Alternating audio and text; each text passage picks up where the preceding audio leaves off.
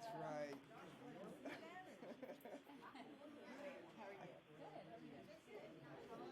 I haven't learned her name yet. I would have introduced you, but I haven't learned her name. Well, there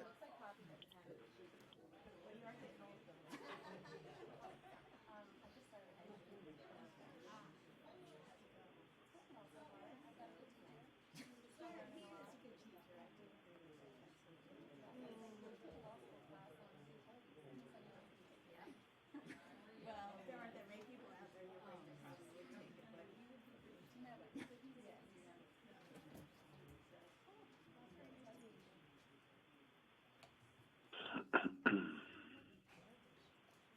but what's I say? No, they won't fit. No, these are 7 or 7.5. I got them on Amazon.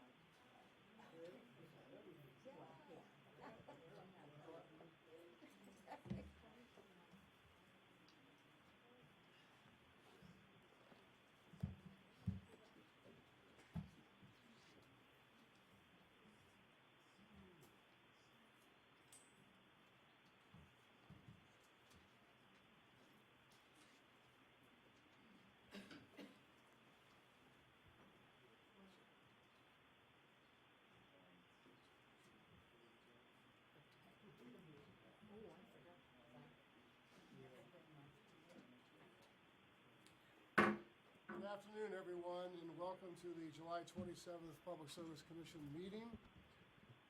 Commissioners, we have the reading of the meeting minutes of July 13th, public and executive. Are there any changes or corrections to those minutes? Commissioner Correa. I move that we adopt the minutes of July 13, both of them, regular and the activity session. I second. Is there any discussion on the motion? Hearing none, all those in favor signify by saying aye. Aye. Aye. 5 ayes, so there's no necessity to check the nose or abstentions. Commissioner Gray. Yes, Mr. Chair. I would like to make one modest change to the agenda today. I'd like to ask one question about the regular agenda item 1. And after asking this question, I'd like to have it moved back to the consent agenda and make a motion to adopt. Yes, sir, please proceed. So in the matter of the application of Delmarva Power and Light Company for an increase in natural gas rates, we're considering this order today. And I was curious if staff could just confirm for me, I didn't see a staff memo, that there's no issues to staff for the DPA. Thank you, Commissioner Gray. As there is no issues with staff, it's a routine filing, so we didn't prepare a memo for this one. Okay, DPA, you're good? The DPA has no objection either. This is a filing that I believe Delmarva made because pursuant to statute, when it is outside the band of 4% over recovery or 6.5% under recovery, they are required to come in for a rate adjustment for the gas cost adjustment. So, and that's what this represents. Okay, that satisfies my interest and concern, Mr. Chair. I'd like to move that we bring docket number 22-0002 into the consent agenda. And I'd like to therefore move that the commission adopt the consent agenda as presented. I second. Is there any discussion on the motion? Hearing none, all those in favor signify by saying aye. Aye. Aye. Was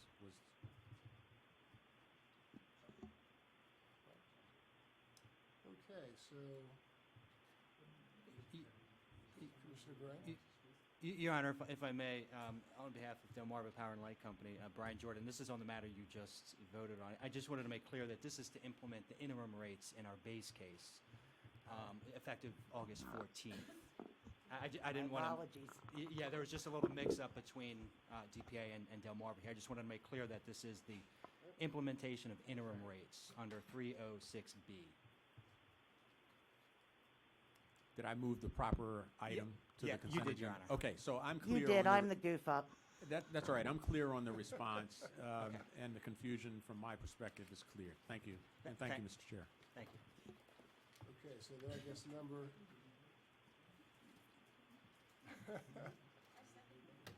Yeah. we all voted.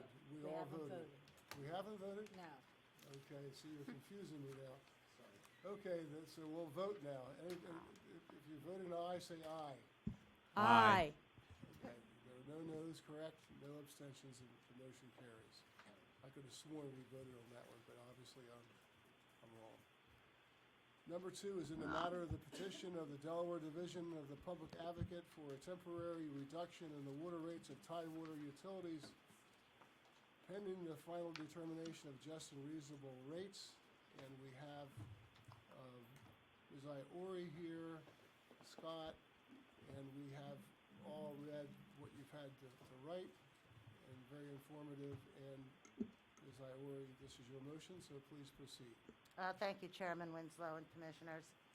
I'd like to start by just pointing out that the purpose of the Freedom of Information Act, as stated by the General Assembly, is that it is vital in a democratic society that public business be performed in an open and public manner, so that our citizens shall have the opportunity to observe the performance of public officials and to monitor the decisions that are made by such officials in formulating and executing public policy.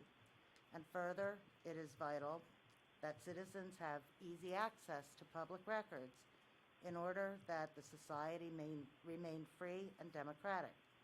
Toward these ends, and to further the accountability of government to the citizens of this state, this chapter is adopted and shall be construed. Now, in our motion, we made 2 arguments. First, we argued that Tidewater failed to comply with this commission's regulations when it filed its supposedly confidential financial reports because it did not provide the required attestation. Second, we argued that Tidewater failed to meet its burden of establishing that the financial information is truly confidential.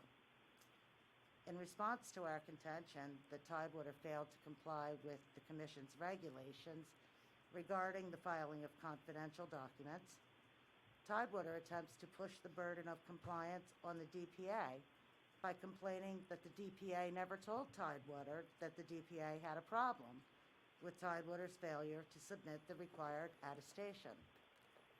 But it is not the DPA's responsibility to ensure that Tidewater is complying with the Commission's regulations. The DPA is not the regulator. Tidewater doesn't file the reports with the DPA. The Commission is the regulator, and it is Tidewater's responsibility to ensure that it is complying with Commission regulations. And it has not done so. I am handing out a screenshot that comes up from Delafile, when someone goes to file something on Delafile. And I apologize for the size of it. I couldn't figure out how to make it bigger.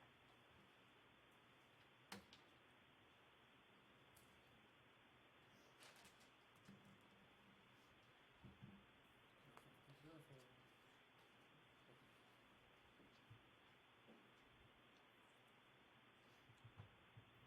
I assume that Scott has seen this? I have not. We'll see. But I think she's probably familiar with it.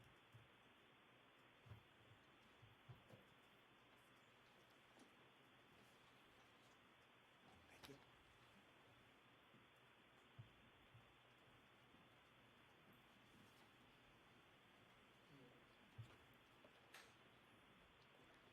And I direct your attention to the bold typeface toward the bottom that begins with "do not." And I would like to read that into the record. Do not e-file any confidential document or confidential information using the Delafile website unless you simultaneously also e-file 1, a redacted public version of the same document, and 2, an attestation that the information is not subject to public inspection or disclosure. Every person that files something on Delafile has to go through this screen. The attestation language is from the Commission's regulations that we discussed in our motion. Now, Tidewater claims that it has always treated these reports as confidential, but does that give Tidewater the authority to ignore Commission regulations? Is that what this Commission wants its utilities to think? That they can ignore Commission regulations with impunity? Tidewater next tries to get around its failure to comply with the Commission's regulations by claiming that the DPA knew it was filing these reports confidentially, and therefore our failure to challenge the lack of attestation amounts to laches. Laches, for the non-lawyers on the Commission, is the equitable equivalent of a statute of limitations. So essentially, Tidewater is saying that because we didn't challenge their confidentiality designation previously, we're barred from doing so now. This ridiculous argument is ridiculous on its face. First, there is nothing in the Commission's regulations imposing a deadline on challenging a utility's or any person's designation of information filed confidentially. Compare this lack of a deadline with 26 Delaware Administrative Code Section 1002.1.3.1, which requires a party seeking to strike testimony in a rate case to do so within 5 days of the utility's proffer of modifications. Second, again, it is not the DPA's responsibility to ensure that Tidewater is complying with its obligations.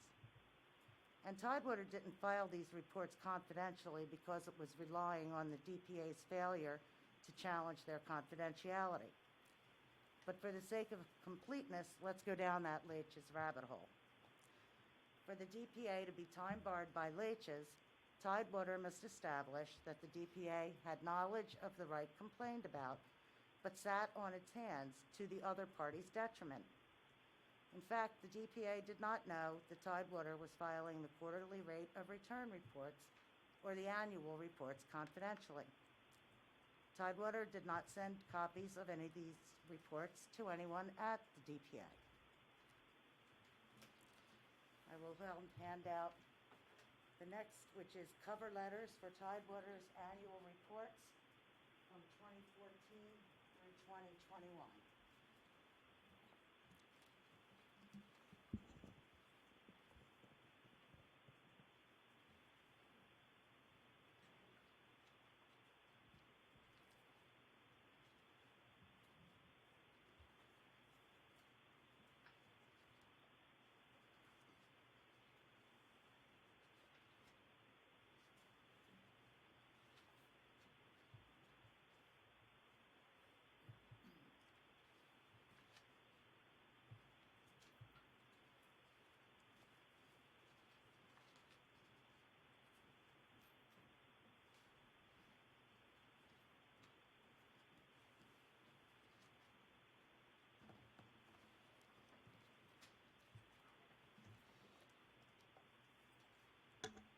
No one associated with the DPA is carbon copied on the cover letter.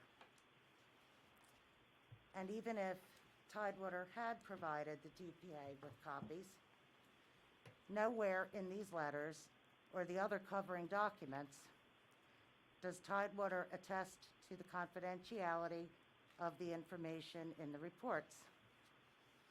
I did not print out each of the entire annual reports for you to go through, looking for a confidentiality designation, because the reports are anywhere from 35 to 54 pages long. But I represent to you that none of the pages that come after these opening pages contain any confidentiality designation or are even marked with the word confidential. Moreover, when the 2015 through 2019 reports were filed at the Commission, they were filed as for internal use only, which allowed only staff to access them via Delafile. Furthermore, and this applies to all of the reports, not just the annual reports, but also the quarterly rate of return reports and the monthly reports, Delafile did not notify the DPA of report filings or any other correspondence unless it was filed in a docketed matter. The DPA made repeated requests over the years to fix this bug, but what that means is that no one associated with the DPA received notice from Delafile that any of these reports were filed that would have prompted us to open them and discover that the required attestation was missing. Changes are being currently made to Delafile that should provide us in the future with notice of non-docketed filings such as these.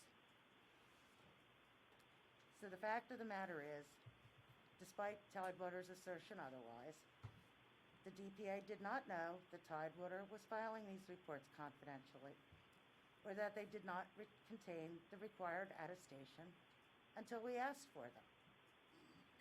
Meanwhile, a court of equity considering Alage's argument will look to the corresponding statute of limitations to determine whether an equitable claim is time-barred. Tidewater doesn't tell the Commission what the appropriate time period to apply would be. Some of the financial reports we're talking about here weren't filed until 2022. How can the DPA possibly be guilty of laches when it filed its petition in June of 2022? Finally, in order for laches to apply, Tidewater had to have relied on the DPA's inaction to its detriment. But Tidewater's own statements demonstrate that it did not rely on the DPA's inaction. It itself says in its pleading that it has always treated these reports confidentially. The fact that the quarterly rate of return reports and the annual reports don't contain the required attestation is sufficient reason to remove the confidentiality designation from them now. But if the Commission is inclined to give Tidewater a pass for violating its regulations for several years, let us explain why the financial information from which we seek to remove the confidentiality designation isn't confidential. And let's get one straw man out of the way first. Tidewater mentions its well locations and information about its systems and information about its unregulated subsidiary and claims that they are confidential. Most of that isn't financial information, and we are not going to be discussing any of those in the show cause hearing on August 10th. So we don't object to maintaining that information as confidential. Also, Tidewater appears to misunderstand the DPA's request. The DPA is only asking the confidentiality designation be removed for purposes of the August 10 show cause hearing and only for our petition, Mr. Watkins' affidavit, and the actual documents that we used in our petition and Mr. Watkins' affidavit. And we say that in paragraph 16 of our motion. Tidewater and the other utilities can continue to file future reports confidentially, assuming it and the other utilities that do so comply with the Commission's regulations, and we will deal with that if and when it becomes an issue. So Tidewater's concerns that its competitors will be able to review detailed information about Tidewater's finances at regular intervals rather than sporadically when it files a rate case is unfounded. Moving on. Tidewater spends a significant amount of its pleading explaining why the information is financial information. The DPA didn't say that the financial reports aren't financial information. That is another straw man. What the DPA said is that this particular financial information is not confidential, and we supplied several reasons why it was not. So you can ignore all of the discussion about whether it is financial information or not. It is. But not all financial information is confidential and protected from disclosure. The Commission recognized that in its regulations. In Regulation 1002, Part E, subsection 3.0, the Commission deemed the monthly reports to be prima facie confidential, although it also provided that if the designation was challenged, the utility has the burden of proving that the monthly reports are confidential. but the Commission did not deem the quarterly rate of return reports or the annual reports required by that same Section 1002 to be confidential. The fact that both Veolia and Sussex Shores don't consider this very same information to be confidential suggests that it isn't. It's not, and Tidewater doesn't really believe that it is either. How do we know this? Because it discloses most of this information publicly when it seeks Commission approvals under Section 215. Let's look at docket number 21-0904. Ronette, could you pull up? Now, in that application, Tidewater sought Commission approval of the issuance of approximately $5 million of long-term debt from the Delaware Drinking Water State Revolving Fund. Tidewater did not claim that anything in this application was confidential. You can review the entire application on Delafile. If you turn to Exhibit F of that application, which is up on the screens, Schedule number 1 sets forth Tidewater's actual and pro forma capitalization rates as of June 30th, 2021. Schedule 2 sets forth Tidewater's actual pro forma and annualized rate of return for the 12 months ended June 30th, 2021, not to be confused with Middlesex Water. Among other things, it shows Tidewater's operating revenues, Tidewater's operating expenses before income taxes, Tidewater's income taxes, Tidewater's operating income, Tidewater's net income, and Tidewater's return on average common equity. Now, the rate of return is calculated by dividing operating income by rate base. In these schedules, total capitalization equates to rate base. In docket number 20-0791, Tidewater sought Commission approval to borrow up to $20 million from CoBank. Tidewater did not claim that anything in this application was confidential, and you can review the entire application on Delafile.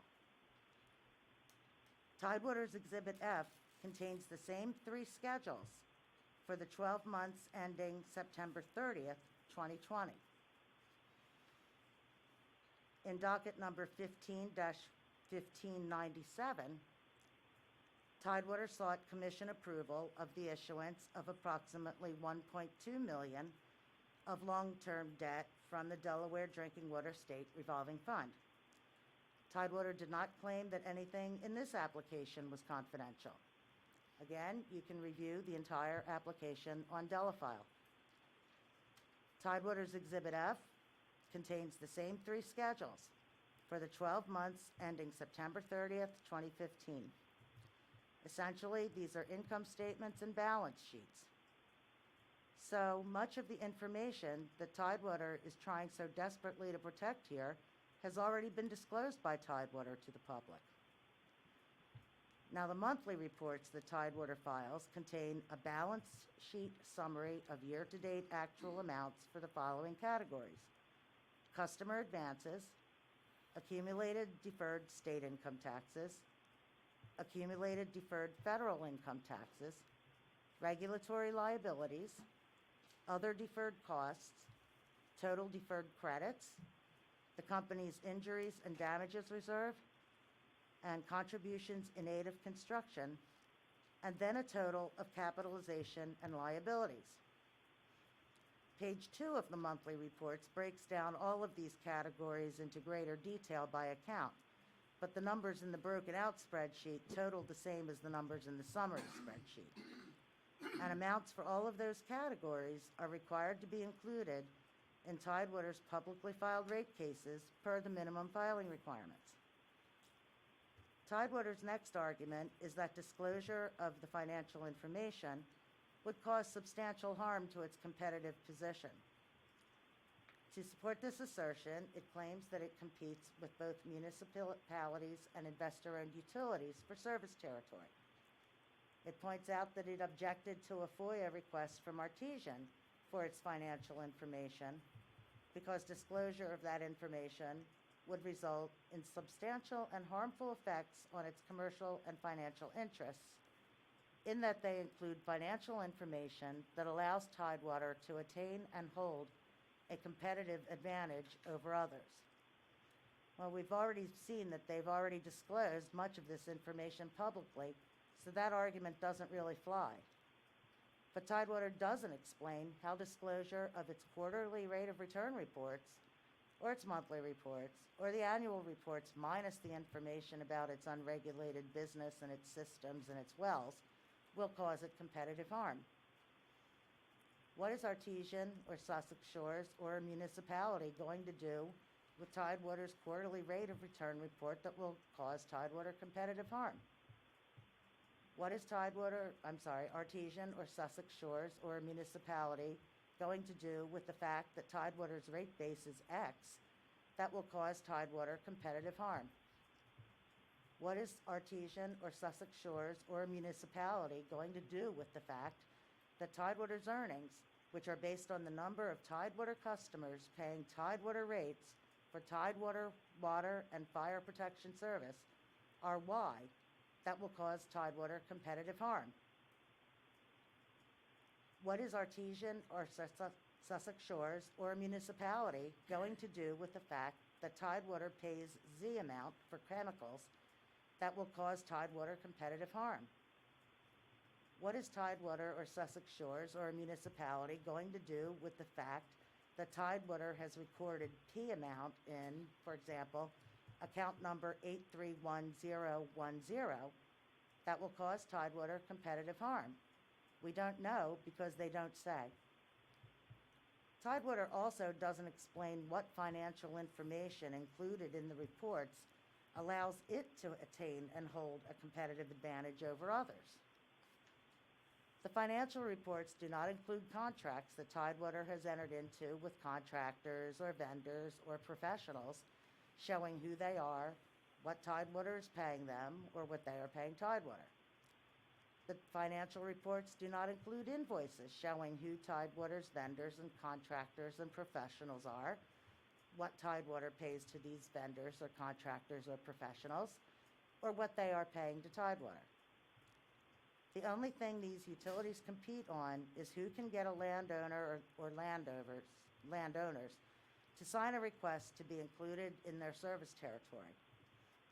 When Tidewater is competing against another investor-owned utility for a particular CPCN, it's not showing the developer or the landowner its monthly report or its quarterly rate of report or its annual report. It's telling the developer or landowner what it's going to cost them for Tidewater to provide water service to them. That developer or landowner is going to want to know what their contribution in aid of construction or advance is going to be. What are they going to have to pay Tidewater to get water service to the property? And Tidewater's calculation of what the developers or landowners' contribution in aid of construction or advances is not in any of these financial reports, nor are any of the contracts themselves included or even identified in the financial reports.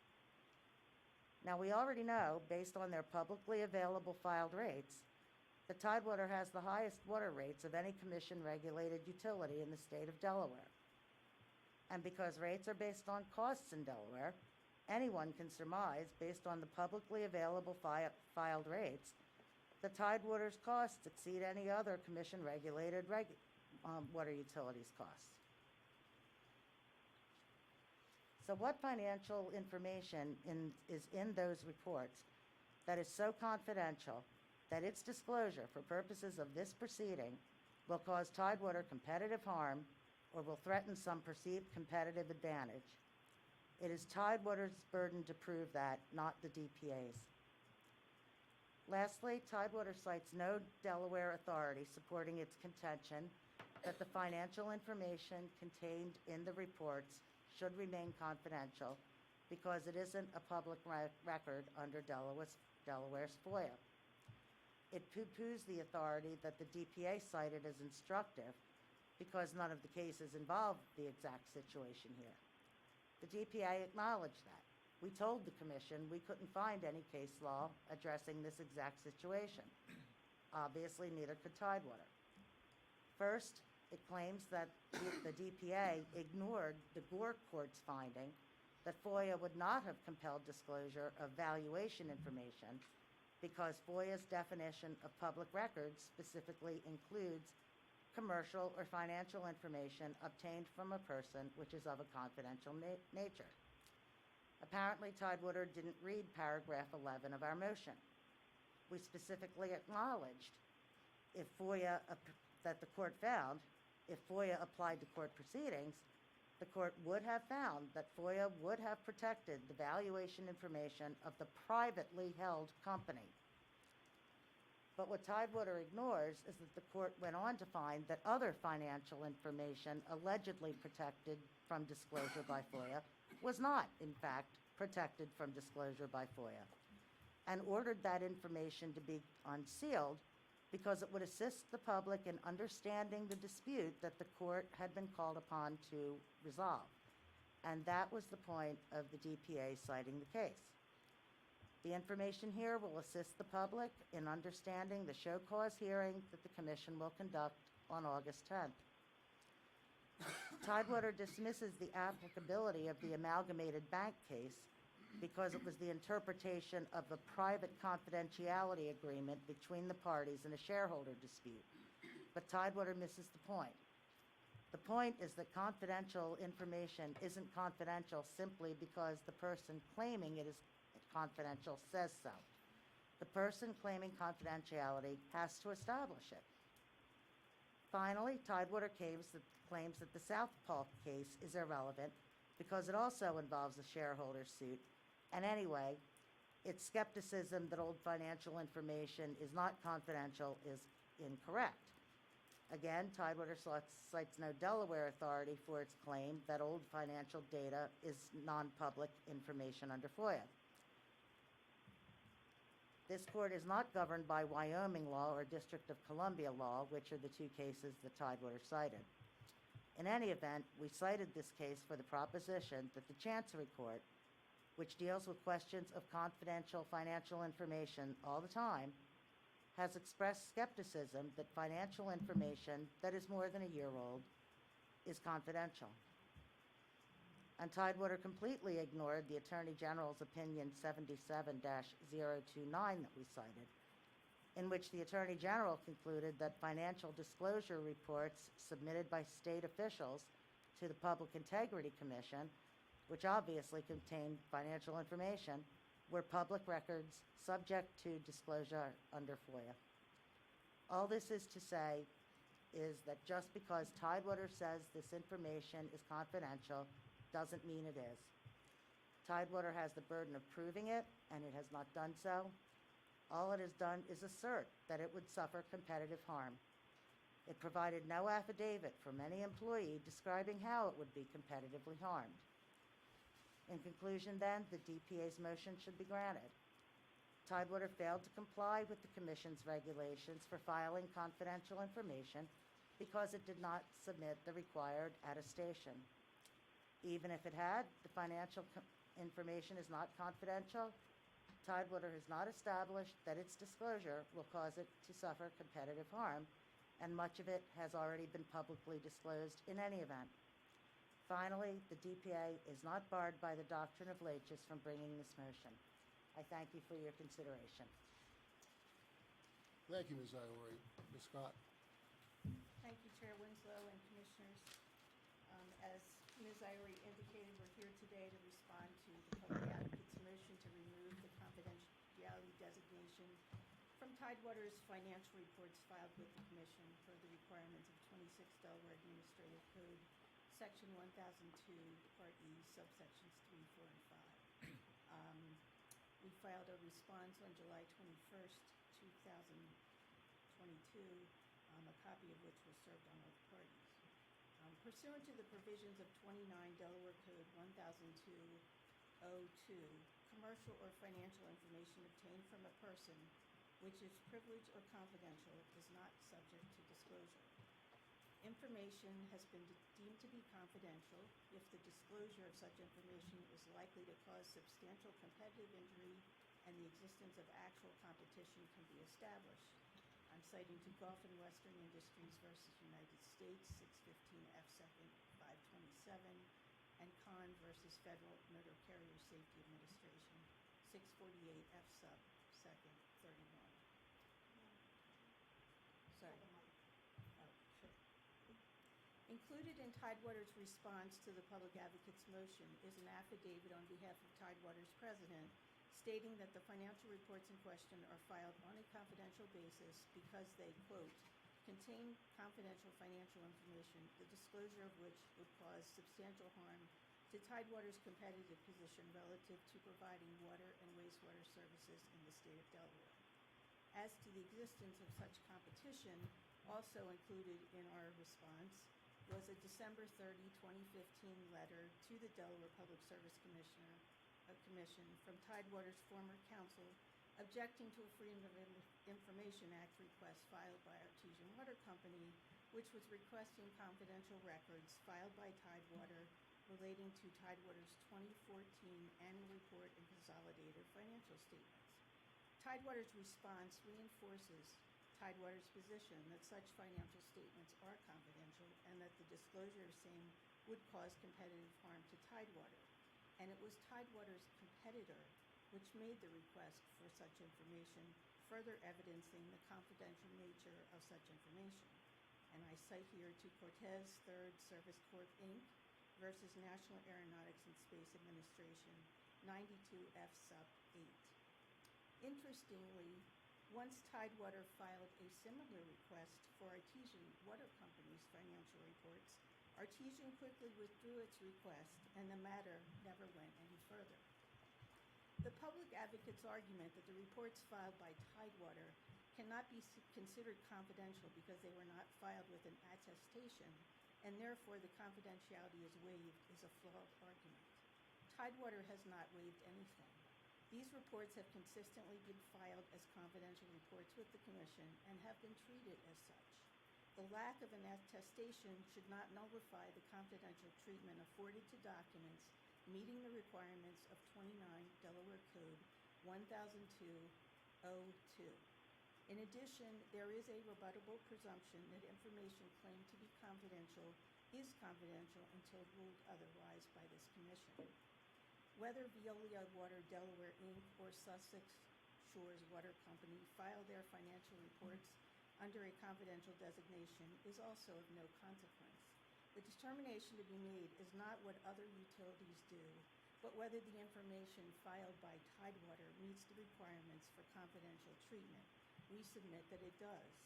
As Tidewater has also pointed out, there is a distinction between the types of documents filed in a rate case and the financial reports required to be filed by 26 Delaware Administrative Code, Section 1002, Part E, subsections 3, 4, and 5. The public advocate claims that they could not find any authority directly on point covering this issue.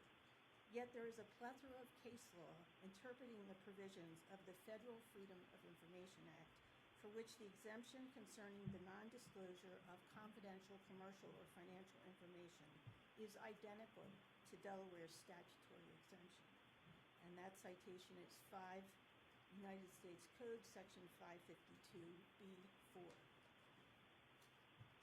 We cite to such cases in our response, which support Tidewater's position. The cases cited by the public advocate in support of their position are simply not relevant on this particular issue. In terms of the argument that we are somehow putting the burden on the DPA to determine whether or not these documents are confidential, nothing could be further from the truth. They have been treated as such, they have been filed as such, and until this petition was filed by the DPA some several weeks ago, the issue never came to light. No one ever claimed any issue as to the confidentiality. We submit that they are confidential because they impact our position in terms of competition for service territory and our service territories in Delaware, and that having any of this information and combining it would give more than sufficient information to our competitors to determine how it is we can determine what we offer in terms of allowing developments to come into our service territory. That is clearly competitive information that should not be made available to our competitors. With respect to the dockets that Ms. Iori referred to and the information contained therein, all I can say is I have not reviewed same. I don't know what specific information is contained therein, but we're here today to talk about 3 very specific reports required by the minimum filing requirements. And based on our submissions to date and the comments I've made today, we believe that they should remain confidential and are protected under the provisions of the Freedom of Information Act. Be happy to respond to any questions. Thank you very much, Ms. Scott. Commissioners, just 1 second, Ms. Irie.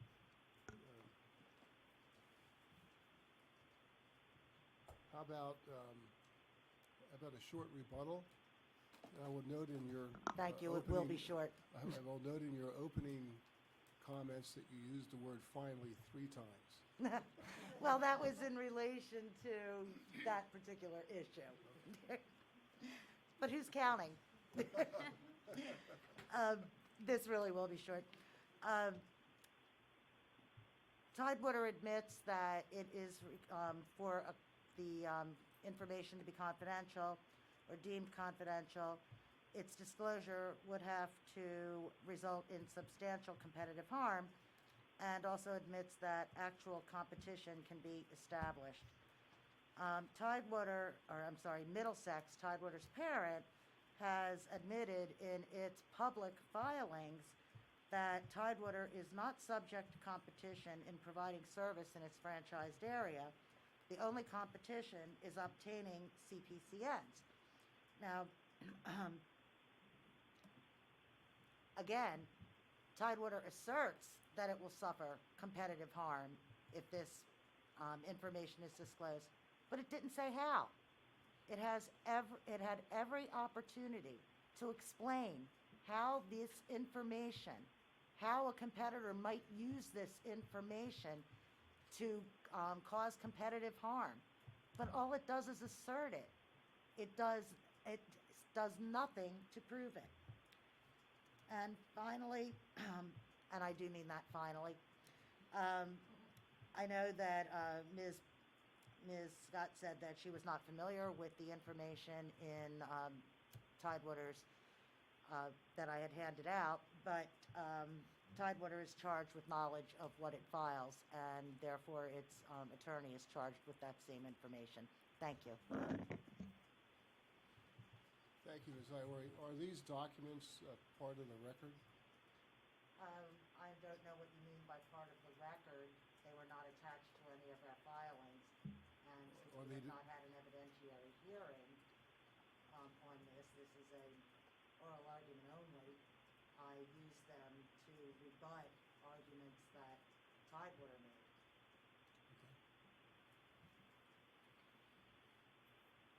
Commissioners, any questions?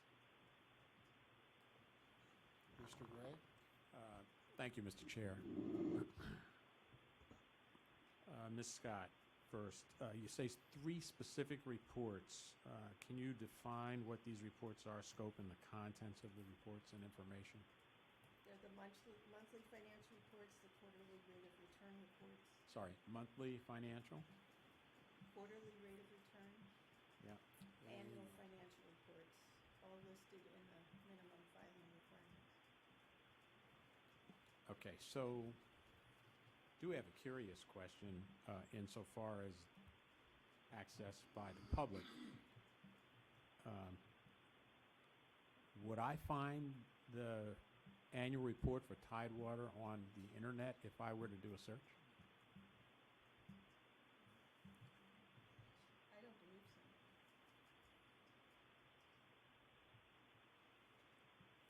Ms. Iori, do you know? I do not know. I can elaborate on that. That ACC will require, you are a public corporation, right? So ACC will require you, are you a private corporation or a public? I'm gonna let, if I could let, Mr. O'Connor respond to that, who's the president of Tidewater. Yes, ma'am. Would you like him to be sworn? guess it can't hurt. I don't know if it's really necessary, but go ahead, Gloria. You sure that the testimony you're about to give should be the truth, the whole truth, and nothing but the truth? Yes. So Commissioner, to respond to your question about an SEC registrant or a private company, Tidewater Utilities, Inc. is a wholly owned subsidiary of Middlesex Water Company. Middlesex Water Company is a SEC registrant. So Middlesex Water Company is obligated to file periodic consolidated financial statements with the SEC, amongst other filings. Do you also file K-10? K-10 form which all the public corporations are required to file, K-10. So Are they if I could just clarify that, I'm sorry, Commissioner, if you mean the Form 10K, Middlesex Water Company does file an annual Form 10K to the SEC. So Commissioner Gray, yes, information can be found on Google or any public site. Concerning Middlesex Water. May I? In the 10K report that's filed for Middlesex are the financial statements for Tidewater in the consolidated and/or consolidating reports, or simply in the consolidated reports? So the financial information that's reported on the Middlesex Form 10K is consolidated financial information.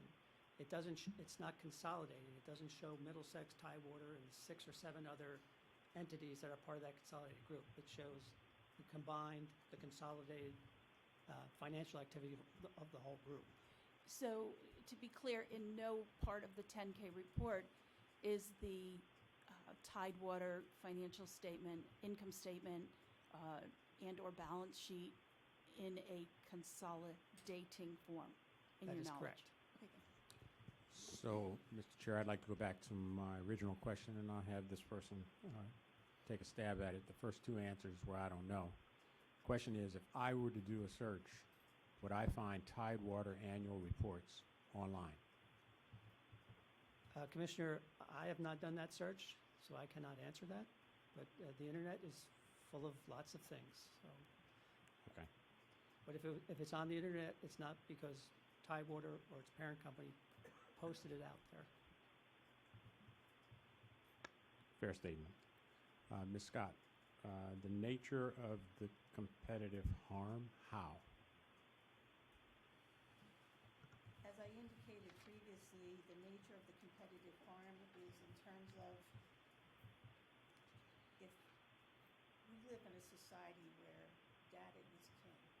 If people have access to various pieces of data, they can do a significant amount of analysis to determine how we compete against other water companies for service territory. And so that is the concern that we have when we're talking to, meeting with those who are interested in obtaining water service for their projects. The information that we gather together and provide and talk about to those individuals is competitive information from our perspective, and not something that we would want to share with, for example, Nartesian Water, and I'm sure they would not want it shared with us either. To Ms. Iori's point, you have a territory with a CPCN. Are you suggesting that we have competitive water companies for which you would suffer harm? This information got into the hands of another company? I'm going to let Mr. O'Connor answer that question if I could. Commissioner Gray, Ms. Iori pointed out that, made reference to the public document where Tidewater, it was indicated that Tidewater doesn't have competition within its franchised area or CPCN area. But one of the challenges that we face is we have developers that are obligated if they were to put in a central water system, they're obligated to go with the franchise holder or the CPCN holder, which is Tidewater. But they are oftentimes debating whether to install a central system or go with septic system, or if they were going to install a central system, whether or not they would charge water rates or provide the water at no cost to those homeowners that are in that development. So we've had instances of that over the many years that we've had developers within our service territory that were obligated to come to us for central water. Thank you. One last question, Ms. Scott. So financial information is declared confidential by Tidewater, then why no attestation of the same?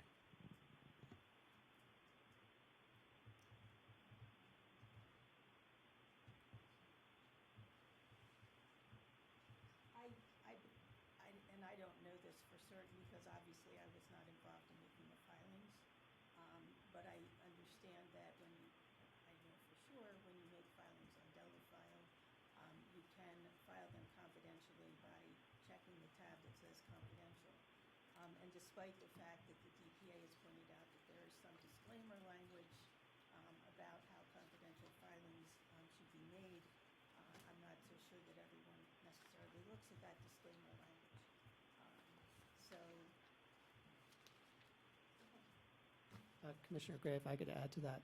So one of the 3 reports that we made reference in our opposition response is the annual report filing.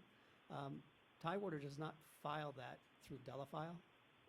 Tidewater submits that, a hard copy of that, to the commission, and the commission posts that to the Delafile system. No further questions, Mr. Chair? I have a question. Commissioner Correa?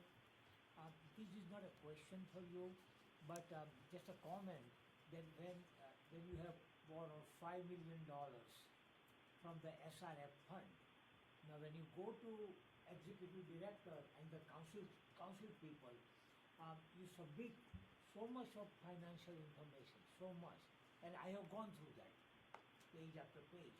So that information is also, to the best of my recollection, because I'm getting slightly old, so to the best of my collection, that information is public information also. So just want to let you know that.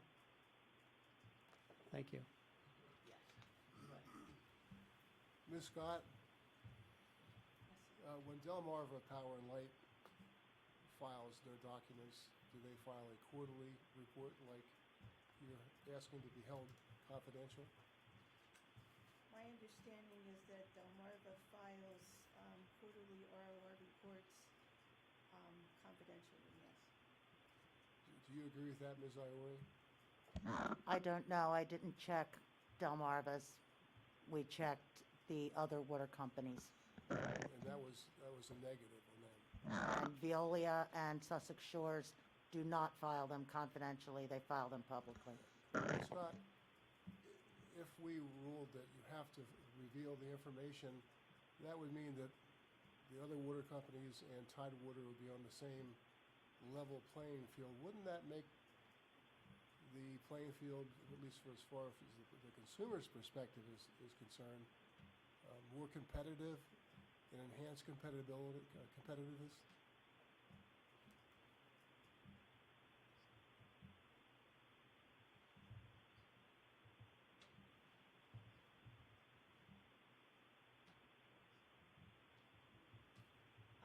I mean, I don't know that to be the case.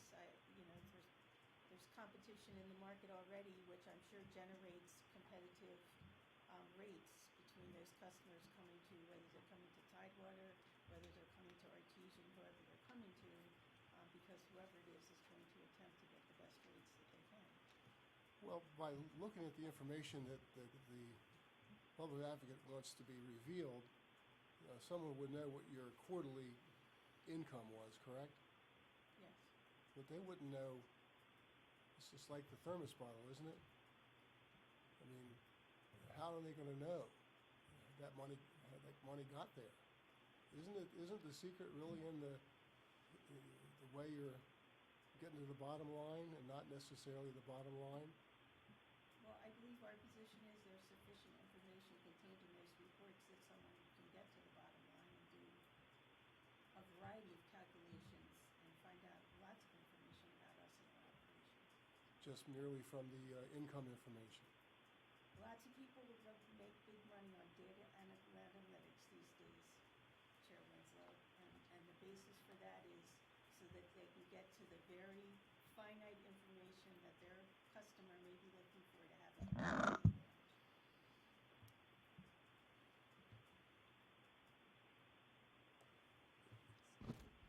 Was that a request?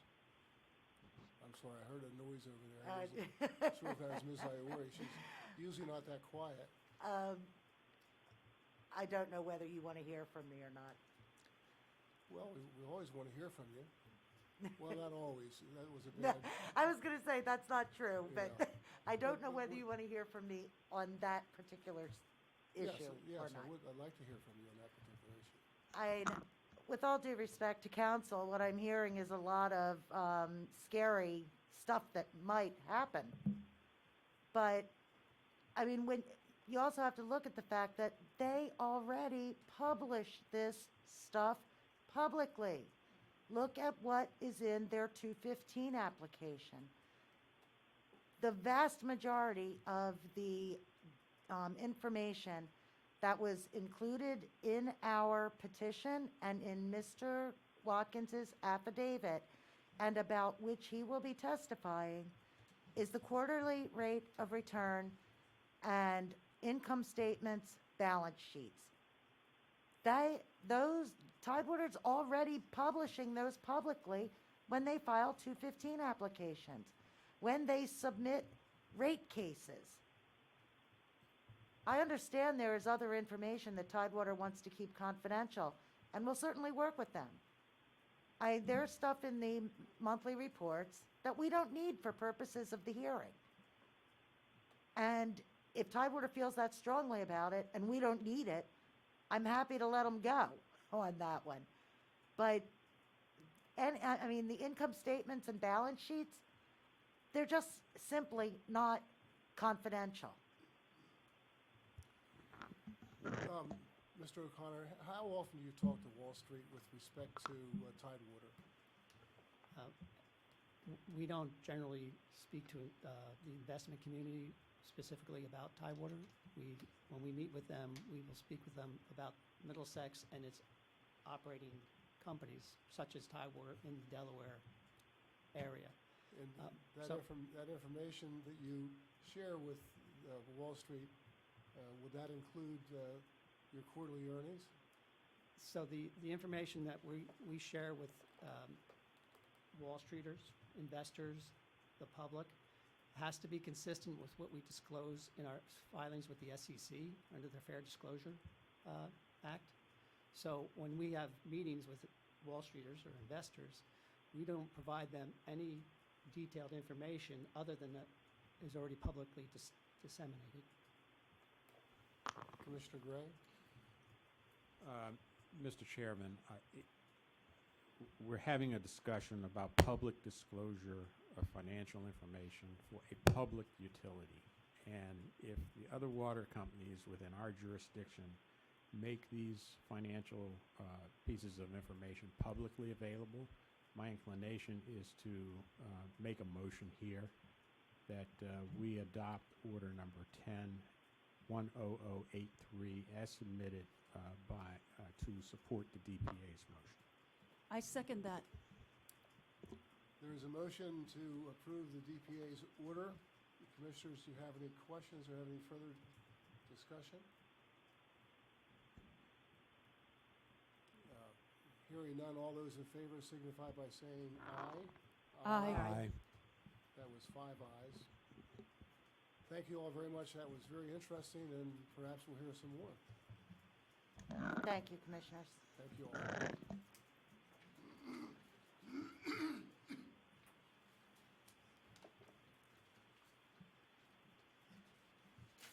We have nothing left on we have a hearing left, obviously, in the matter of the application for the approval of the 2022 program for the procurement of solar renewable energy credits. And we have a small group of dedicated Solar Rex people here. It's always a pleasure to see Mr. Noyes in the audience. And it's always a pleasure to see Mr. Glenn.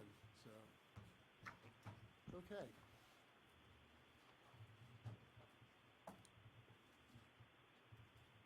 please. Good afternoon, Chair Winslow and Commissioners. Dawn Kurtz Crompton appearing on behalf of Delmarva Power and Light Company. Today with me is Glenn Moore, who is Vice President and Director of External Affairs for Delmarva Power. We thank the Commission for the opportunity to present our application for the 2022 Solar Renewable Energy Credit, or SREC, procurement program, which was filed by Delmarva on May 17 of this year, based upon the recommendations developed and approved by the Renewable Energy Task Force. As you may recall, in connection with the 2021 application in docket 21-0337, Mr. David Stevenson, on behalf of Caesar Rodney Institute, filed a petition for intervention, and Caesar Rodney was granted intervenor status on June 9, 2021. On May 24, 2021, CRI submitted written comments to this commission concerning the 2021 program. Specifically, Mr. Stephen requested that the Renewable Energy Task Force, or RETF, revise the auction process to encourage solar development while protecting ratepayers. This commission held an evidentiary hearing on July 14, 2021, during which Mr. Stevenson made several specific recommendations. While the commission ultimately concluded that the 2021 program was in the public interest and met the criteria of REPSA, the commission seriously considered Mr. Stevenson's comments and posed questions about the auction process to both Delmarva and DENREC. Chair Winslow specifically stated that Mr. Stevenson had put some ideas on the table worthy of consideration and deep thought, and asked that the RETF examine the auction process so that the commission could have confidence that Delmarva's customers were being appropriately charged for the costs of the Delaware SREC auction. I am pleased to report to you that the RETF, with input from Mr. Stevenson and other interested stakeholders, worked very diligently over a series of months to majorly overhaul the SREC auction. As a result, the 2022 program includes significant substantive changes, and Mr. Moore will address some of those changes in greater detail later in this hearing. As for the 2022 filing itself, as with prior years, our application included a program outline for the 2022 procurement program, as well as an SREC transfer agreement showing proposed changes from the prior agreement. This year, however, Delmarva streamlined the application package, and instead of filing a supplemental report, we instead addressed the specific changes made to the program within the body of the application and program outline. Notice of this hearing was published in the Cape Gazette, Delaware State News, and the News Journal on June 7 of this year, and affidavits of publication were provided to the Public Service Commission via Delafile on June 13. Now turning to some housekeeping, I have copies here of the exhibit log containing the pre-filed exhibits for this docket that were previously circulated amongst the parties. If the Commission would like copies of this exhibit log, I'm happy to approach, but I would like to represent that the parties have stipulated to the admissibility of the documents set forth on the exhibit log. With that, I do ask that this exhibit log be submitted into the record for evidentiary purposes. They are admitted without objection. Thank you, Your Honor. At this time, I would like to call Glenn Moore as a witness on behalf of Delmarva Power and ask that he please be sworn in. Testimony you're about to give shall be the truth, the whole truth, and nothing but the truth. Yes, it is. Can you please state your full name for the record? Glenn Allen Moore, And Mr. Moore, by whom are you employed? Delmarva Power. And what do you do for Delmarva Power? So I'm the Regional Vice President of Delmarva Power, and I hope my colleagues don't listen because they'll finally figure this out. I have responsibility across Delmarva for external affairs. So anything that goes on in the community or our customers, any groups that are concerned, we make sure we take care of. That includes volunteerism, corporate giving, and any issues that arise would certainly come through my area. Great. And how long have you been with the company? 37 years, and maybe I have one more left in me. As part of your duties and responsibilities, do you serve as Delmarva Power's representative to the Renewable Energy Task Force? Yes, I do, from the very beginning. And can you please advise what the purpose of the Renewable Energy Task Force is? Yeah, the task force has really focused on making recommendations about SREC procurement programs for Delmarva Power and its customers. And did you participate as Delmarva's representative in the meetings and discussions that took place through the task force to develop the 2022 SREC procurement program? Yes, I did. And was a vote taken by the task force in connection with the 2022 application? It absolutely was. And was the vote taken at a public meeting? Yes, it was. Did anyone provide public comments at the public meeting where the vote was taken? Not at that particular meeting, no. And was the RETF's vote unanimous? Yes, it was. So ourselves, the other utility staff, Advocate, Delaware Solar Coalition. And even though Mr. Stevenson, maybe he's on the phone, is not here, he was in agreement as well. Great. And before we discuss the specifics of the 2022 program, can you give us a bit of background about the 2021 auction? So as in the past years, we had an auction. It was a very well-run auction by Incline through the SEU. It was very well put in from a rec perspective. Delmarva bought the recs. I think the average price was just over $30. And in the past, if you look at us compared to other states, we're below, and in most cases, significantly below what other states are paying for SRECs. And can you briefly describe what changed between the 2021 SREC program and the 2022 program based on the recommendations of the task force? Sure, let me give you a couple highlights, but before I do that, staff's witness, Samuel Kane, has done an outstanding job in his memo, telling, so I'll say it and then he can correct me later, which isn't surprising since he's an economist by trade, as I understand. So the new systems were defined as the date of the last auction, so that what defines new, which is important. The number of tiers have been reduced from 5 to 3, and Delmarva, will buy up to 11,000 recs from those 3 different categories. And approximately, I think you might have just said this. I'll skip over that question. I read 2. Yes, you did great, Glenn. From which tiers can Delmarva acquire the SRECs? So there's a lot of discussion about names of tiers, and so we did alpha, beta, and gamma this year just to do it. So the alpha tier, the smallest tier, is 6,000 recs. The beta tier is 5,000, and then the gamma tier is 5,000, which is really discretion by Delmarva, as we've had since almost the beginning. We do the first 2 tiers. We look at the winners. We look at folks who have not got in, and then all the other applications for the grant or for the recs. We look at the price, and then we take up to 16,000 or 11,000 recs in this particular auction. Great, thank you. Did any party seek to intervene in this matter?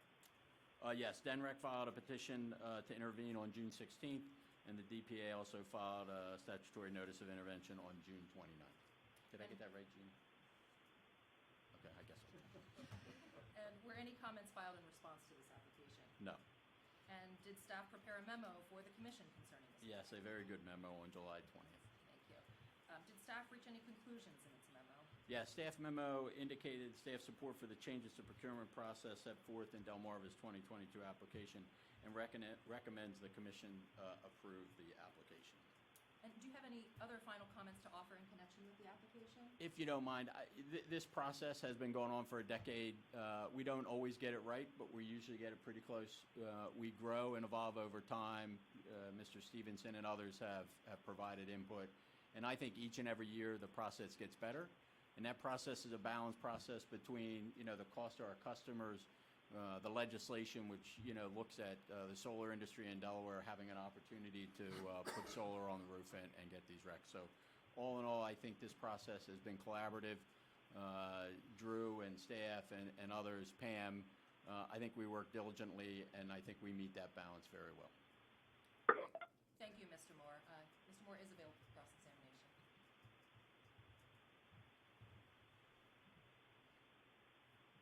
Mr. Moore, tell your son or daughter that Dallas is a great name for a grandchild. Congratulations to you. Thank you very much. Commissioners, do you have any questions of Mr. Moore, or the parties have, I guess? I have no questions, Mr. Chair, but I just want to compliment the effort for all the stakeholders who were involved. I'm sure it's a challenge, but we appreciate the work that you put into it. Thank you. Mr. Noyes? Thank you. I believe my attorney's on the line. Do we have DENREC's attorney on the line? Yes. Can you hear me? This is Jameson Tweedy from the Department of Justice. Hi there, Mr. Tweedy. Yes, please proceed. Yes. Good afternoon, Chairman and Commissioners. With you in the room today is Tom Noyce of DENREC's Division of Climate, Coastal, and Energy, who's available to provide testimony on this matter. Could I ask that Mr. Noyce be sworn in? Yes, sir.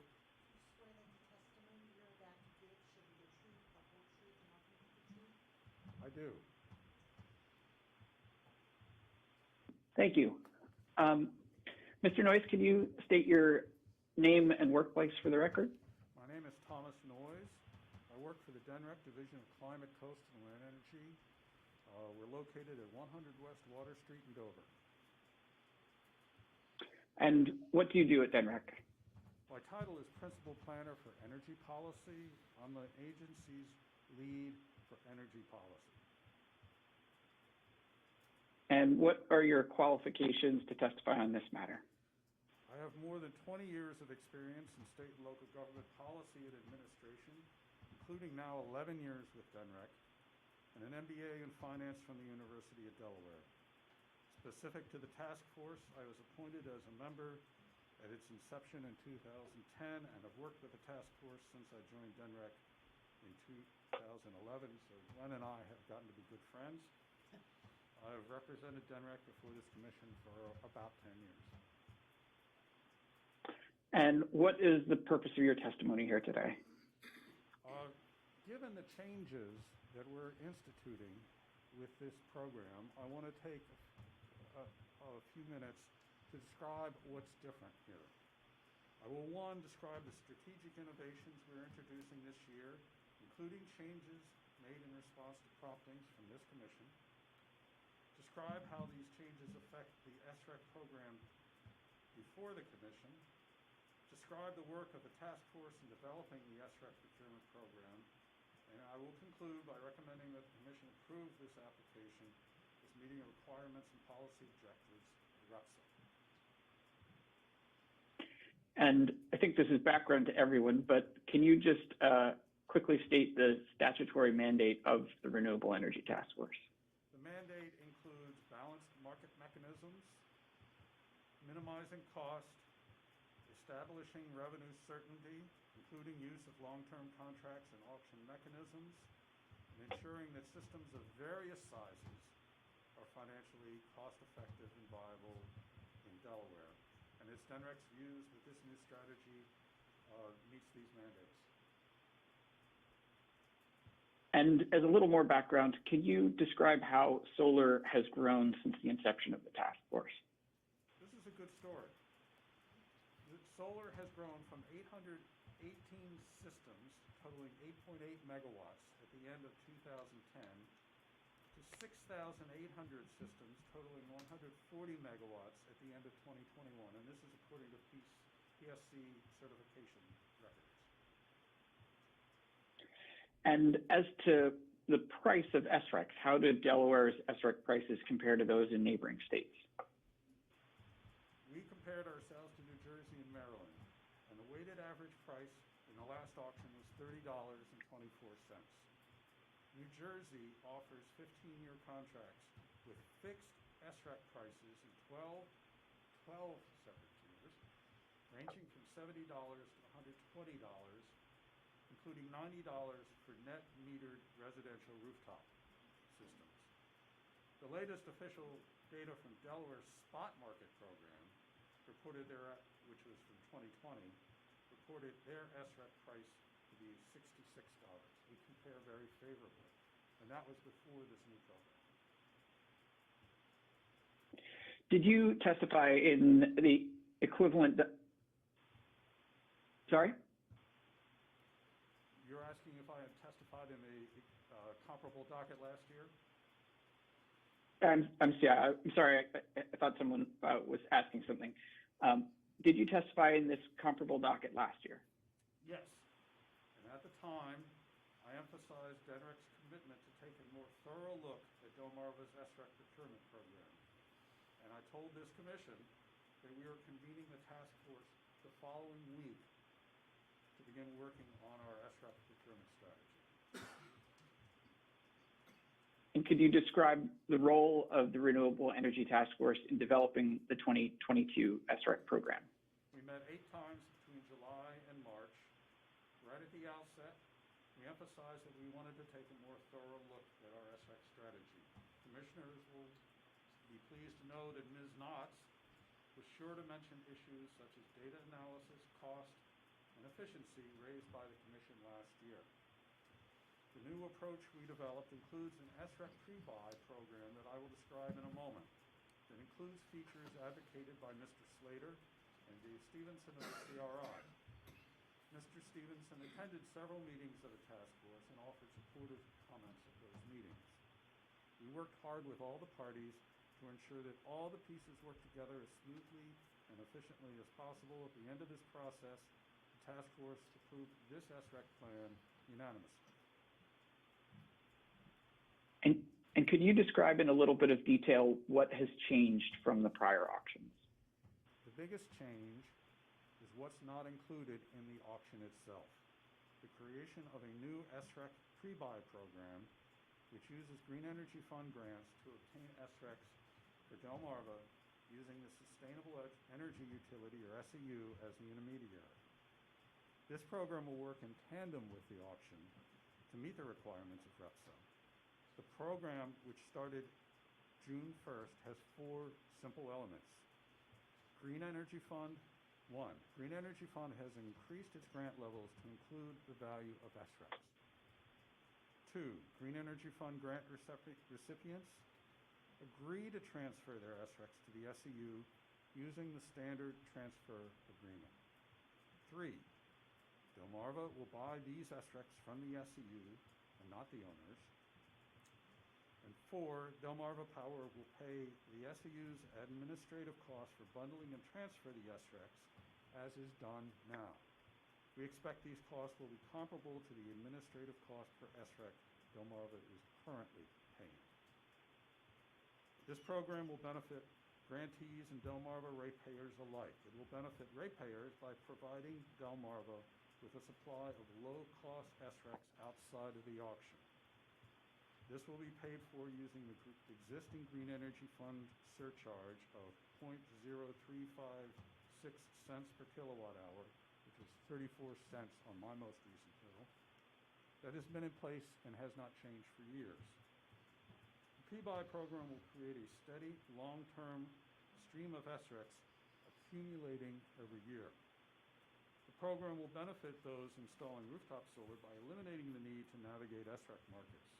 As SREC prices fall, the value of the SREC revenue to the owners of small rooftop installations is diminishing, particularly in relation to the amount of work, guesswork, and uncertainty involved in bidding into SREC markets. For these reasons, we think this program is the most efficient, cost-effective way to fulfill our commitment to support small rooftop solar going forward, adapting existing mechanisms for innovative purposes. Because Delmarva is simply buying SRECs the SEU has in its account, we were able to start this program at the beginning of June without waiting for PSC approval of this application. The Green Energy Fund has received applications for about 1.2 megawatts of solar since June 1st, which will produce about 1,900 SRECs annually, a good start. Looking back over the last couple of years, the Green Energy Fund has supported an average of about 4 megawatts of solar capacity per year, which would generate about 6,000 SRECs annually. Though if you take this as a projection, you of course have to consider future market conditions. How does the SREC plan look different because of the pre-buy program?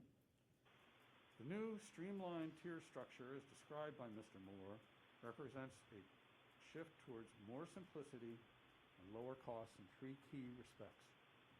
First, the plan has been whittled down from 5 tiers to 3, and there is no more Tier 1 for small rooftop solar. Second, the overall size of the auction has been reduced because of the diversion of small rooftop solar to the pre-buy program. Third, we are dropping residual SREC payments for the out years.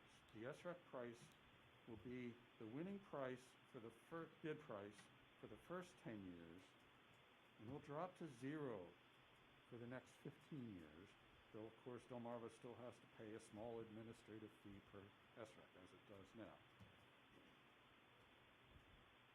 And why did the Renewable Energy Task Force determine this was the time to implement the pre-buy program? There are several reasons why this program works now. First, SREC prices have declined to the point that we could take the value and incorporate it into the Green Energy Fund grants. Second, we successfully worked through a backlog of grant applications a few years ago and are confident that the Green Energy Fund will be able to support this new program. Third, it took a lot of work with Delmarva, the SEU, DPA, staff, and the solar industry to arrive at the most straightforward and efficient process we could devise.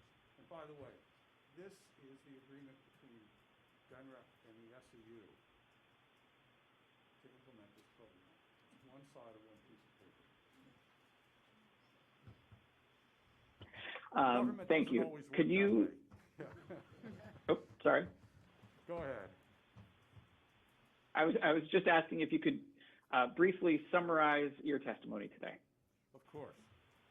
The strategy being presented today represents the most significant revamping of our SREC procurement strategy in a decade.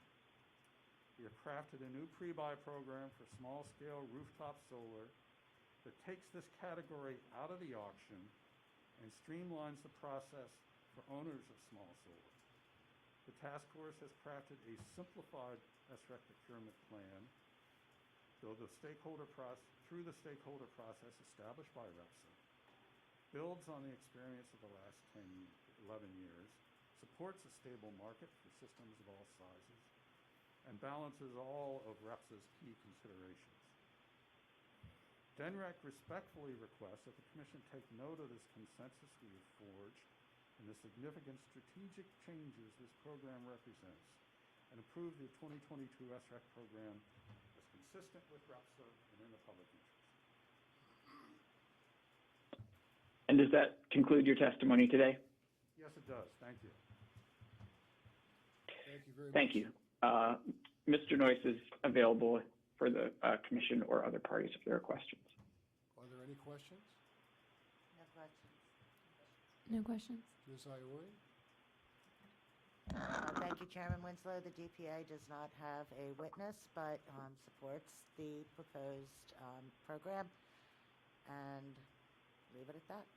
Thank you. Ms. Okay. Thank you and good afternoon, Chairman Winslow and Commissioners. Summer Pope on behalf of staff. With me today is Sam Kane. He's the Public Utilities Analyst for the Delaware Public Service Commission, and I ask that he be sworn in.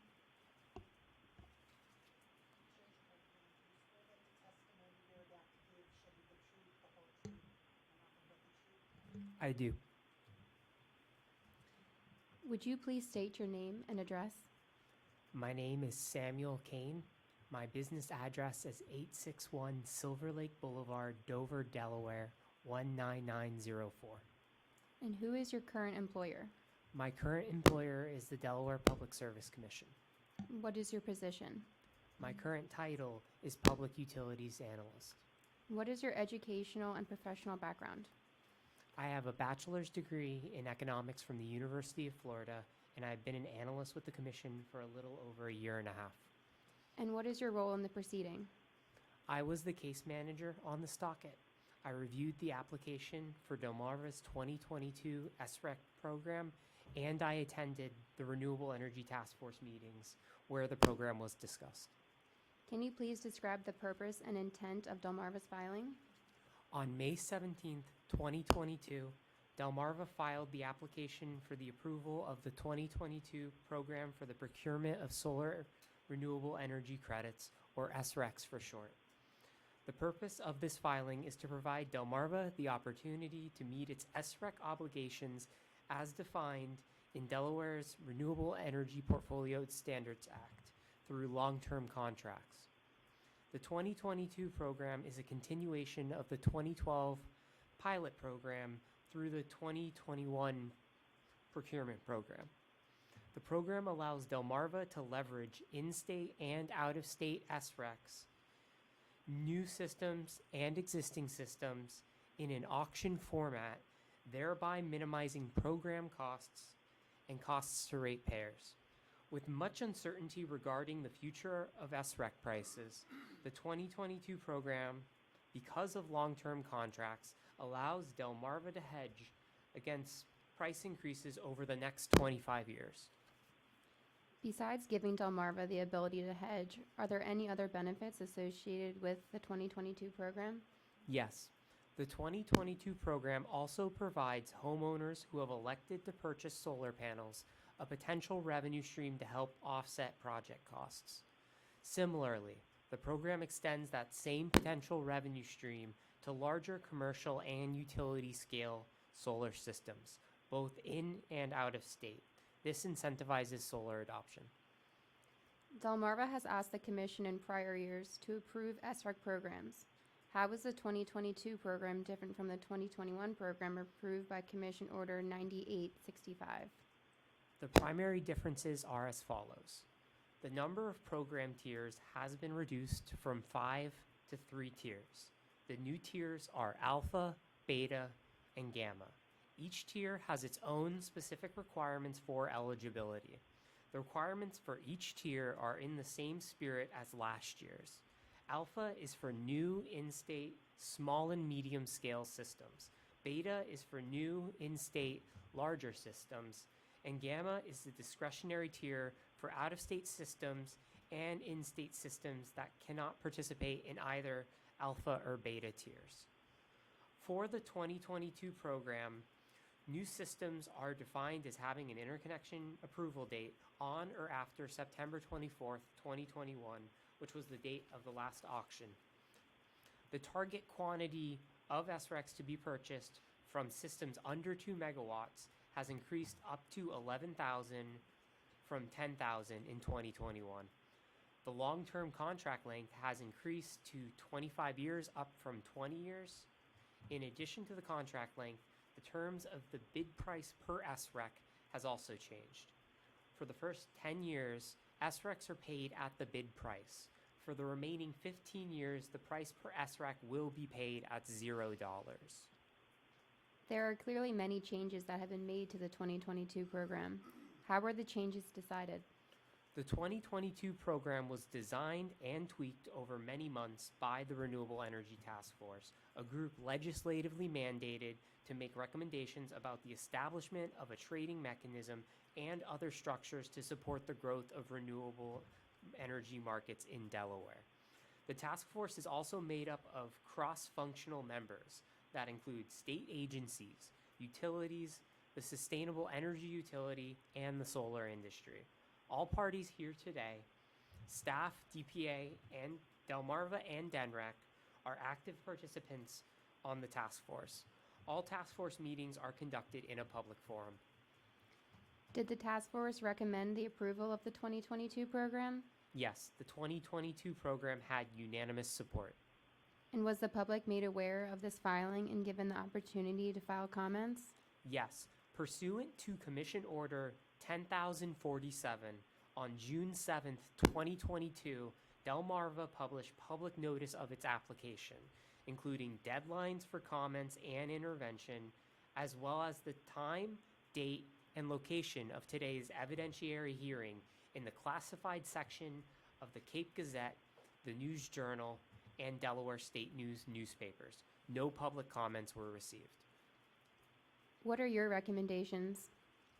Staff supports the approval of Delmarva's application for the 2022 program because it aligns with the Renewable Energy Task Force's recommendation and complies with the Delaware Code, the Commission regulations, prior Commission orders, and all applicable laws. It is for these reasons staff respectfully recommends that the Commission approve the 2022 program. And do you believe that your recommendations are in the public interest and will result in rates that are just and reasonable? Yes, I do. I would like to note today that if the 2022 program is not approved, Delmarva would still be required to purchase SRECs pursuant to its RPS obligations. These purchases would have to be made in the SREC spot market, where SREC prices can vary widely month to month. Does this conclude your testimony? Yes. Thank you for your testimony, and thank you, Chairman Winslow and Commissioners, for your time. Mr. Kane is available for cross-examination. Are there any questions of Mr. Kane? No questions. Thank you, Ms. Pope. Is there any more? I think that's it, right? Okay. Commissioners, do you have any questions? Commissioner Drexler? Yes, I'd like to move approval of the 2022 program as presented. Thank you. Second the motion. Is there any discussion on the motion? Hearing none, all those in favor signify by saying aye. Aye. Aye. That was 5 ayes. I would just like to say that the commission is really proud of you guys. That was a really good, really great work. And Mr. Kane, you look around and you see the old fellow over there, the grandfather. And of course, you have a mentor in the room who's much younger than he is, but you are new to the job and you acquitted yourself quite well. So our thanks to Mr. Kane on behalf of staff, and obviously Ms. Pope made her first presentation and did a great job. Thank you. So it's nice to see the younger generation coming up in the ranks, and we hope that we see those faces for a long period of time to come. And thanks to the committee, and that's it for this matter. Okay, do we have anybody here from the public who would like to make public comment? Mr. Hardigan. Thank you, Chairman Winslow. I did want to note a few NARUC subcommittee assignments, unless you wanted to do that. Please. So we did have 4 employees who recently joined new subcommittees. Josh Bowman is now on the staff subcommittee for electric liability and resilience. Tricia Gannon is on the staff subcommittee for telecommunications. Lisa Driggins is on the staff subcommittee for gas. And our Deputy Director, Malika Davis, is on the staff subcommittee for education and research and the staff subcommittee on rate design. So I appreciate all of them sitting in on those meetings. They are time-consuming, but very informative for staff. And thank you to staff members for that assistance. And I would say, Commissioner Gray, tell everybody what you're doing in terms of the NARUC. The matter I had a meeting with today. Sure. Yes. So I have been the vice chair of the subcommittee for education and research. So Malika, you and I will be spending some time together. I've been that role for about 2 years. One of these days, the president of NARUC is going to ask me if I'll move into the chair's role. And so I have a vision that the NARUC group partners with many institutions of higher learning to train commissioners and staff, as well as stakeholders in the utility sector. And they do this in Michigan, Wisconsin, Missouri, Florida. And I don't see and haven't seen any institutions for minority serving institutions in partnership with NARUC. So I just had a meeting this morning with the Delaware State University. And I know that the president had assigned the president of Delaware State, Tony Allen, to be kind of a coordinator for HBCUs nationwide. And I've worked with a couple of nonprofits, the NUDC, National Utilities Diversity Council, which works nationally with executives who are minorities in the utilities industry. There are lots of dots laying around that I'd like to connect in such a way as to have what I would say is a minority serving institution partnership initiative. And so I'm opening dialogue and conversations. Unfortunately, I position myself with most of the discussions I have saying, as a commissioner, I don't think I can work that closely with the utilities I regulate, but some folks who work with me will come to learn that there's lots of resources in the utility industry as well. So, and I know Glenn has done a tremendous amount of community work, so indirectly anyway, I'd really value some of your input and oversight. So I'll be getting staff involved from Indiana. The commissioners in Arkansas and Virginia are on board, as well as commissioners in Massachusetts. So I see this as a national initiative. If we can simply seed this, plant it, cultivate it, it's not going to happen overnight, but it would be one of the initiatives that I want to kind of champion for the continued involvement with the NARUC National. So thank you very much for the time. Appreciate it. Thank you very much, Commissioner Gray. And I would also point out that Commissioner Drexler is the treasurer of the Macrook organization, and I believe on the path to further higher offices as time goes by. So we appreciate the work that she's doing, and she also helped greatly with the assets that Macrook has in terms of their investment and reporting on the investments to the organization. And anybody else have anything that they want to add to the good of the order? Just one last comment, Mr. Chair. If I look around the National Organization for Regulatory Utility Regulators, there's an awful lot of leadership nationwide coming out of the Mid-Atlantic. The current president of NARUC is Judy Yogman from Virginia. Willie Phillips, the chair of DC, is now on the FERC. And we are fairly active in the NARUC organization. So we will appreciate all the support we can get to try and complete the initiatives we're trying to accomplish. But I know that local staff are busy with the things that are priorities for Delaware, so we'll also be working with staff members who are coming from other states and other parts of the country. Thank you. And Mr. Noyes in the room here, at the last NARUC meeting, I sort of wish you'd been there in your level of expertise with respect to energy, because there were great discussions about small modular nuclear, what's going to happen with the duck curve at that 2030 when, you know, we have, you know, when the sun goes down and the wind stops blowing, how we're going to get by. So there's a lot of important discussions going on and things happening, and it's, as you can see from the inflation and from the cost of gas, that and we know that we have another auction coming up, which is going to hopefully be okay, but that'll mean we'll have the last 3 years in, and the prices may go up. So, you know, we need to make sure that we're working as hard as we can that the rates remain just and reasonable, and that the transition to renewables occurs in a way that doesn't discombobulate all of our great customers. So we appreciate your help, and we'll look forward to the challenges of leading into the future. So we're going to adjourn this meeting. Thank you all so much.